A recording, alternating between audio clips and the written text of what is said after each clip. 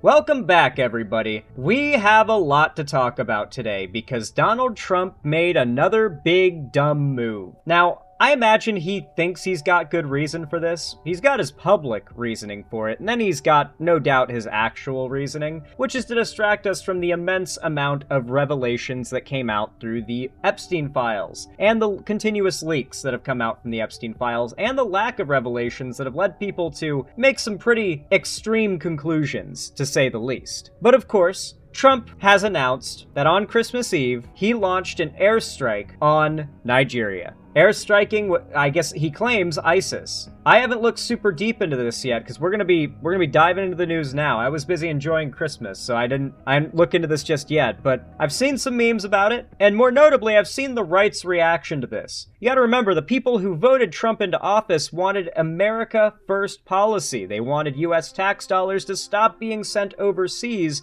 into U.S. aid. Well, any kind of foreign aid, any kind of war, anything that's not spending money on Americans. They wanted that to stop. And now Donald Trump is basically threatening war with other countries on a weekly basis. So far this month, he's done it twice. So people aren't happy, especially not his core supporters, the America First crowd, who he continues to upset with all of his, well, globalist behavior, to say the least. Anyway, folks, if you end up enjoying this video, then make sure to leave a like and a comment, subscribe and ring the bell icon, and hopefully you stick around.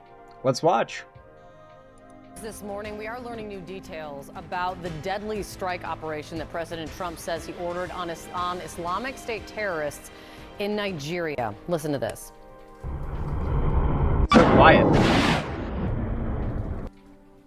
That, as you can see, released from the Department of Defense yesterday evening. The U.S. military reports multiple ISIS terrorists were killed in the attack, which the president first announced on social media. This comes after the president for months has warned that the United States could... Now, ISIS is bad. That's not even, up for debate, obviously. But what really seems weird to me is the idea that Donald Trump would virtue signal opposition to ISIS here with a airstrike on Christmas Day, shortly after we see the Epstein files stuff come out and people are madder at him than ever, almost as if he just wants to distract from things. But notably, who remembers when Donald Trump ordered the U.S. to withdraw support for the Kurds in Syria? The very same people who were providing the U.S. local support against ISIS. Who are directly being targeted by ISIS. Donald Trump said, fuck you and all your help that you've done in fighting this terror group, and abandoned them. And now he's airstriking ISIS and going, yes, well, I just want to prevent terrorism. No, this is very clearly Donald Trump dredging up any reason he could imagine in order to get as many eyes off the Epstein files as possible, as many brains off the fact that he's a pedophile as possible, and instead criticizing him for the one thing that every American will criticize a president for, which is nearly or outright starting a pointless war. Take military action in the African nation, claiming that ISIS had been targeting Christians in the region. The president writing in part this on social media about it: I have previously warned that these terrorists, that if they did not stop the slaughtering of Christians, there would be hell to pay. And tonight, he goes on to say, the Department of War executed numerous perfect strikes, as only the United States is capable of doing. Now, Nigeria... Ironically, of course, the Christian narrative, we're protecting Christians, is not flying with people. American Christians do not give a fuck about foreign Christians. There is no brotherhood between the Christian across the sea and the Christian here in the U.S. Americans care about Americans. They have been radicalized into this, especially Trump supporters, have been radicalized into this fuck all non-Americans. The only people who matter are Americans. And any money spent on efforts to do anything outside of America is a waste. The people who voted for Trump want us to completely end trade with the rest of the world, more or less.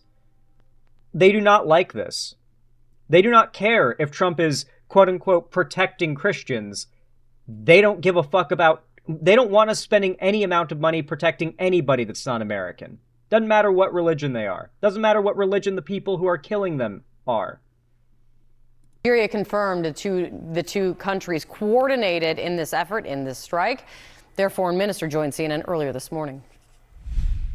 What took place yesterday clearly underscores the fact that Nigeria is not lacking in will and a commitment to the fight against terrorism. CNN's Nada Bashir tracking this one for us. Nada, what is the very latest that you're picking up? Well, we're still not. Mind you, Nigeria's government is already fighting ISIS and other terrorist groups that exist in their borders. It's just that obviously it's kind of hard to rout an entire multiple factions of religious extremist, ideological, insane people from your lands. It's kind of hard to pull that off. The Nigerian military has made an effort, but there has been a lot of criticism in general, even from very well-liked human rights organizations, that the leadership in Nigeria has not done a good job of reducing these problems, because there are radical extremists who are targeting, I don't know if it's religiously based, but regardless, there are mass killings. Christians make up a lot of them. And they're mostly being done by extremists that the government of Nigeria has already been handling, and Donald Trump has tried to strong-arm the country's leaders and say, you're not doing enough. If you don't do more, we're going to start striking your country. And now Trump's following through on it. Not getting full details just yet from U.S. officials with regards to the details surrounding this strike. What we do know is the U.S. Africa Command has said that multiple Islamic State targets and militants were killed overnight in these deadly strikes. We've heard, as you mentioned, from the U.S. President himself addressing this military action in social media, saying and describing this as a powerful and deadly strike against Islamic State terrorists. And this strike took place in the northern Sokoto region of Nigeria, just bordering Niger. Now, at this stage, again, no clear details with regards to the impact. What we do know is that this was carried out in coordination with the Nigerian government. We've heard from a Nigerian presidential... Okay, that's good. Because last I heard, Trump was not playing ball with the Nigerian government. He was trying to be like, no, you're not doing enough. You're not doing enough, bro. He was doing that bit. So I'm glad to see at least that this was seemingly approved and done in accordance with the government. Maybe there could be evacuations of civilians in time for the strike. That kind of thing. This wasn't just out of nowhere, I would assume. Otherwise, I guess we'd be at war with Nigeria right now. Spokesperson and advisor saying that both the US and Nigeria are on the same page when it comes to tackling these security concerns. And of course, what we've been hearing from the White House for several weeks now and from the US president himself is the ramping up of concern around the protection of Nigeria's Christian community against... God damn, chat, y'all are horny. Stop simping. ...extremist attacks. And it's important to note and underscore that, of course, Nigeria does have a deep-rooted history of security troubles when it comes to Islamist extremist groups. But these attacks that we have seen in the past have targeted both Nigeria's Christian and Muslim communities, two of the largest religious communities in the country. So this is certainly a historic concern within the country, but we are now seeing very clearly that first-hand action by the US military in Nigeria, according to officials, in coordination with the Nigerian government. Nada, thank you so much. Much more detail to learn here for sure. Appreciate it. And the president warning, of course, there could be more to come in Nigeria, writing on Truth Social to the, quote, dead terrorists, warning there will be, in his words. Correct me if I'm wrong, Donald Trump tweeted over 100 times on Truth Social on Christmas Day. I checked Twitter and I saw there was a counter that Trump was up into the 70s of tweets on Truth Social, and that was at like 10 a.m. Like, Donald Trump was manic. It was almost 150 times. Wow. Yeah, Donald Trump was manically tweeting on Truth Social all Christmas. Hundreds of tweets all Christmas. many more if the slaughter of Christians continues. Joining me now in the group chat, Sungmin Kim, CNN political analyst and White House reporter at the Associated Press, Ashley Davis, former George W. Bush White House official, and Eugene. Ironically, and this is the funny part, you'll notice that I'm not necessarily going hard on Trump for the decision to do this. It's very possible this was a smart move. Many don't like any form of warlike behavior America engages in, but to be fair, Nigeria is one of our allies. Like we're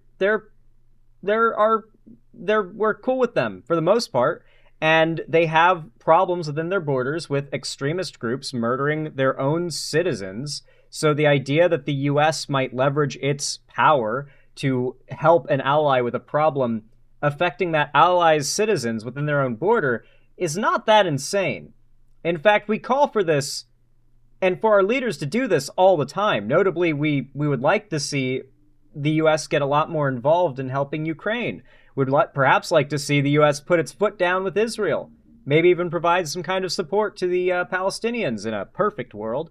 But in this situation, I know because it's Trump's move and he's probably just doing this to distract from the Epstein files. Your instinct might be to immediately assume this is a bad move, but there's a good chance that this is the right thing to do here. From what I understand, as long as the government of Nigeria is on board, this might be cool, I guess. Scott, contributing columnist at the Boston Globe and visiting fellow at the Johns Hopkins University Agora Institute. It's nice to see all of you this morning. Sungmin, when we look at where things stand, the fact that the president really has cast himself as this peacemaker often talks about the wars that he says that he has ended, and yet we are seeing this approach not just in Nigeria, but in other pockets around the world. How do we square what we hear from the president and what we see on the ground? Well, how the administration squares it is that this is all part of President Trump's strategy, his foreign policy doctrine of peace through strength, obviously. However, you have, on the one hand, you have, him touting all the conflicts that he has helped resolve abroad, but then you see a lot of offensive military action abroad.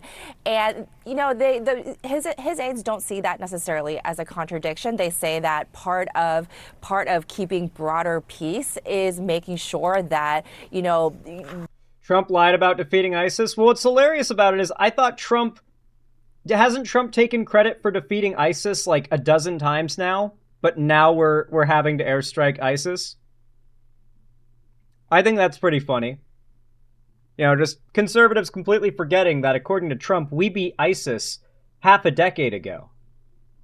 These targets abroad know that the U.S. is willing to strike if necessary. But I also think that this is a contradiction that you're going to be hearing on Capitol Hill, particularly as it relates to these strikes and the strikes that we've been seeing elsewhere in the country. You had the Pentagon saying yesterday Venezuela. That they did this in coordination with Nigeria's government. However, like we're teetering on the edge of potential war with Venezuela, and we're airstriking ISIS in Nigeria. Both of these things might end up being the right move, but it doesn't matter. Trump ran on no war, no foreign spending of U.S. tax dollars, the peace president, all that, hyper-isolationism, and now Trump's doing the opposite of all of that loudly and proudly. MAGA is not happy. MAGA is dissolving. I feel like now that it's been a couple weeks since this sentiment has started to get big, have you guys noticed that MAGA Republicans feel a little rarer online these days?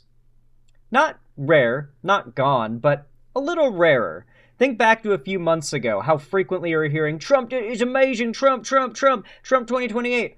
A little quieter right now, aren't they? Last couple weeks, just been a bit quieter. I feel like they have been.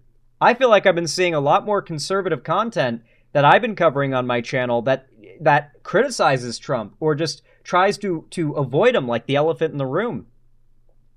I don't know, guys. MAGA, as a movement, I think it's dying. They've never been so quiet as they have been in the last month. you're already starting to hear from, Capitol Hill. What about coordination with us? Is this something that, lawmakers should have authorized? And I think that tension, that conflict is also what we're going to be hearing in the next coming weeks. Yeah, one would anticipate that, especially we'll likely hear a little bit of it today, but certainly once lawmakers return from their recess.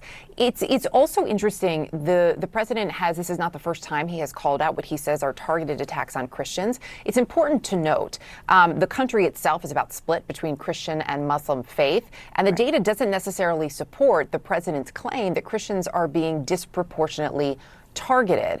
Ashley, this has been, though religious persecution has been a really animating subject matter, if you will, for many conservatives. Not enough to sway people to continue supporting Trump that already voted for him, because most Americans, even those that vote for Trump, didn't vote for him because he's pro-Christian. I mean, hell, Donald Trump can't name his favorite verse or story or section from the Bible. He can't do anything. He can't name one. He says the Bible's too personal to him because he hasn't read it, but he claims to be a Christian, right? Like, this is a guy who I think most Christians know he's not actually a Christian. The people who support him for different reasons. He's on the right side culturally of the debate in their worldview, but I don't think any of them genuinely think he's an actual honest-to-God Christian. Does it matter to them that the data doesn't line up? Because that is a significant issue. Well, good morning, Erica. Nice to see you, and hope everyone had a great Christmas. But I think that it's really important that we need to realize that there's two things. One, that we did coordinate with the government of Nigeria, and two, Nigeria is a really complicated country that we've been dealing with. I mean, I'm a national security hawk. Go back to... The video didn't, pop off or anything, but it was still valuable to do. I did a big segment about the Nigeria situation a few months ago, or a couple months ago, when Trump was bringing up this whole Christian genocide thing there. Did a whole segment about it. And we did a bit of a deep dive, a lot of research about Nigeria, how it got to the state that it's in, the demographic makeup, and the groups that are relevant to the situation. And overall, the problem then was that Trump was threatening the leadership of Nigeria. Now it seems like he's cooperating with them, which is night and day from my main criticism of him a couple months ago when I put out that segment. So it's nice that I got to, do all that valuable research that has come in handy now that story is kind of culminated in something far bigger. But I'm happy to report that the situation is far less concerning, in my opinion, based on what I know of the situation, compared to last time, before Trump was doing Trump things. Here, it comes off more like some leadership that behind the scenes made this decision, and Trump's just kind of taking credit for it. Because I don't think the idea of coordinating with the government of Nigeria to do this was Trump's idea. I'm skeptical on that claim. George Bush administration, there's been terrorist breeding in that region for a long time. What I just learned this morning was the fact that we coordinated, which makes it less complicated than before. But I'm very happy that the administration is actually striking in abroad rather than them coming and striking us in our country. In regards to the Christian and Muslim controversies, I mean, we don't know what we'll be the last people to get bombed by ISIS and Al Qaeda and other radical terror groups like that. We're the ones who get bombed the last, and rarely. The people who get bombed primarily are the people in the countries where these groups operate. Obviously, it's Nigerians who are being genocided by these groups. It's not a Christian-centric genocide. The country is just a roughly 50-50 split of Christians and Muslims, and so a pretty significant amount of the people who've been killed are Christians. You could make the same case of it being a genocide of Muslims, though. But it doesn't seem like it's being targeted on those grounds, at least not by the broader terror movement. America is so far from its enemies. I mean, yes, but it's also more so an issue of well, yeah, obviously the people who have it the roughest are the people living in the country where these terror groups operate. We don't know. It's so complicated. There's a lot of national security complications that are overlaid between the two groups that the ISIS and terrorist groups are hiding behind the Muslim religion. And so I think that we need to be very cautious that this is, including with the president, that this is a religious attack. Yeah, caution definitely advised. I will just say, just based on our reporting, the data does not support the claims that Christians are being disproportionately targeted. To your point, there are a number of disputes internally. It's not just religious, it's communal. It has to do with ethnic tensions, farmer-herder disputes. There's a lot happening in Nigeria. A big part of it seems to be the fact that the borders were drawn up long ago with no regards to the culture, ethnicity, or background of the people who are either cut off by those borders from each other or consumed within those borders and lumped in with other groups they've never identified with in the past as now part of, now you're countrymen. And that's been a big problem throughout much of Africa, largely as a product of European colonization, as we know, mostly from the British, who love to draw up lots of borders. They love taking the liberty of doing that. The Dutch too, I think. I think the Dutch had a lot to do with that in Africa as well. And that's just, I mean, if you like recently we were covering shit going on in Sudan, largely attributable to trickle down effects from European colonization. Pick a spot in the continent of Africa and you can probably find some fuckery going on politically due to the long standing issue of borders being set the way they are. Portugal, France, and the Belgians as well, I see. Area specifically. Spain makes sense, because Spain's like, you can literally, like, I could probably, when I was at my peak physical condition, I could probably make it a shockingly long way swimming from Spain to, like, Morocco. Northern, like, Africa. I think I could have made the swim. Maybe. If not, I think I could have gotten close. It's not that far of a swim. I think it's literally shorter than from Key West to Cuba. When we look at Eugene, when we look at the way that this is playing out, well, we're also looking at new movement off the coast of Venezuela. What does this tell you about the focus moving forward when it comes to not just where the U.S. is leaning in internationally, but what it could mean in terms of support domestically when there are these questions continually raised about Congress and even notifications? Well, that is one of the main questions many lawmakers have, including some on the right. There seems to not be some consistency in terms of vision. If there is a foreign policy agenda, which obviously there is. The only consistent vision that conservatives have right now is the idea of America first, that nonstop buzzword that more or less means if the government is spending American tax dollars, it better not be on anything other than Americans or anything that is existing within the borders of America physically. Trump supporters do not want anything American-made with American tax dollars sitting anywhere that's not within American borders. Like, I wouldn't be surprised if half of them want us to withdraw all of our Navy fleets stationed across the world back to our coasts. Like, these are people who truly want America to become its own little separate planet from the rest of the world. It hasn't been communicated in a way that it's clearly understood and supported with even some of the people in the president's base. I've talked to voters and they're very concerned sometimes that they don't know what the next move is going to be from this president in terms of global conflicts and international affairs and how inconsistent it seems to be with what he campaigned on. Part of that is because we know that the president's support is actually more ideologically diverse than I think a lot of people outside of his camp realize. And so there are some issues that are of concern and major priorities for one segment, such as perhaps Christian conservatives, and not others, which might be some of the individuals who want to see America pull back from some of these types of interactions. And so I think what will be really interesting moving forward when the new year begins is seeing what is laid out, what type of vision is communicated, and how the president is able to get different sects within his tribe on the same page. Very interesting. I mean, Dude, I cannot emphasize enough how bad for Trump the reaction from his main core supporters has been. I watch a lot of podcasts whenever I'm bored and just need something to listen to. Maybe I'm like doing dishes or something like that. And one of my favorite podcasts has an unfortunately quite right-leaning bent.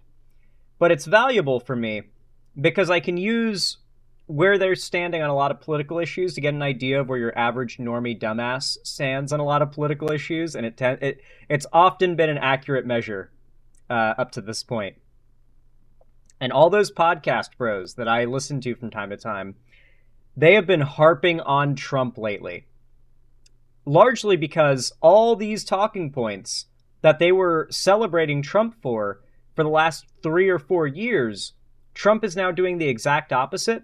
For a while, they were willing to make excuses for it, but now it's been a year of every week, every new podcast episode, there's like a half dozen stories of Trump doing something antithetical to what people voted for him to have, and Trump just owning it and refusing to walk it back or do anything to reconcile.